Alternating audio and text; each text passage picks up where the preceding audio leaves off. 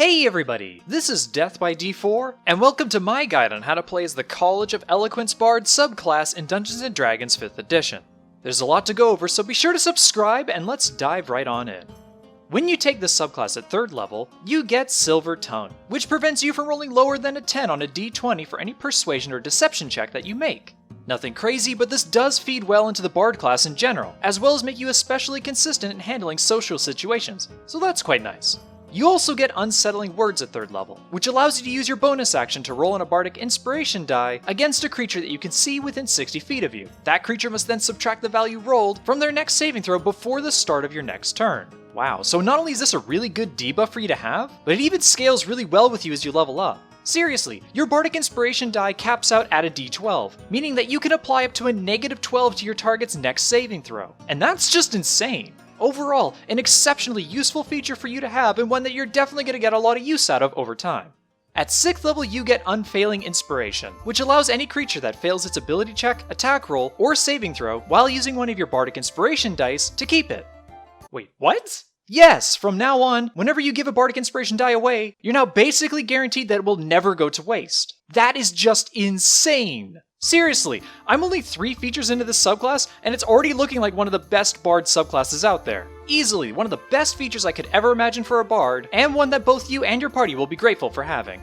You also get Universal Speech at 6th level, which allows you to use your action to select a number of creatures equal to your Charisma modifier within 60 feet of you. These creatures can then magically understand anything that you say for up to 1 hour. You can use this feature once per long rest, or then expend a spell slot of any level to use it again.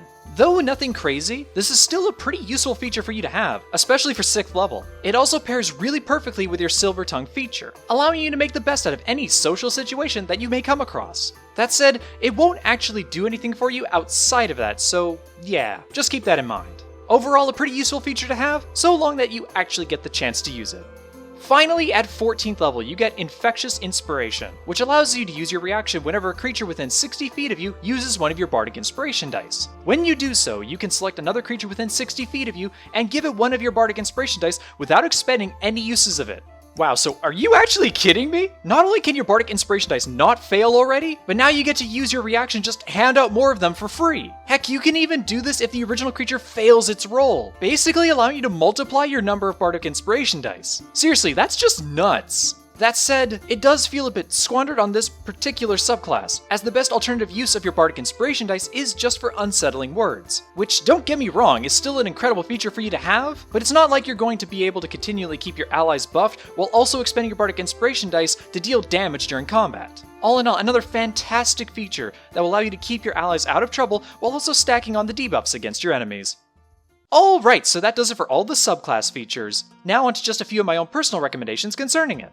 First off, this subclass's main use is definitely for social manipulation over combat. So when selecting a race, consider taking something like the Changeling or the Satyr, as both will work really good for you in that regard. Likewise, when selecting weapons for yourself, I would just highly recommend sticking to range combat or spellcasting, as there's very little to actually help you if you get up close and personal with your enemies. Now, as for feats, though it's already a good feat to consider for a Bard already, Actor could play really well into this, allowing you to greatly excel at social manipulation and deception. Otherwise, for those of you more concerned with combat, consider taking Alert and Mobile, as both will work really well to help keep your distance from your enemies and prevent them from ever being able to get the jump on you. Finally, let's talk about spells. Or more precisely, one spell. If you want to get the most out of debuffing your enemies, consider taking Bane as one of your Bard spells, as the saving throw penalty that it can inflict can also stack with Unsettling Words, allowing you to apply up to a -16 to your target's next saving throw. And that's it. That's everything you need to know in order to play as a College of Eloquence Bard. Personally, I believe that this subclass is really good, and it definitely plays really well into the role-playing aspects of a traditional Bard. However, that's just my opinion, so what are your thoughts on the matter? Are you excited to give the College of Eloquence Bard a try? And, if you have already, what was your experience with it like? Let me know down in the comments below. If you'd like to support the channel, be sure to give this video a like and consider supporting me over on Patreon. Patreon supporters gain access to my patron-only server over on Discord, where you can join in on my games, and chat with me and other patrons about anything D&D related. Be sure to subscribe and hit the bell icon if you haven't, and if you're interested in seeing more videos of mine, here's one right up over here. Thank you all so much for watching. I'll see all of you in the next video.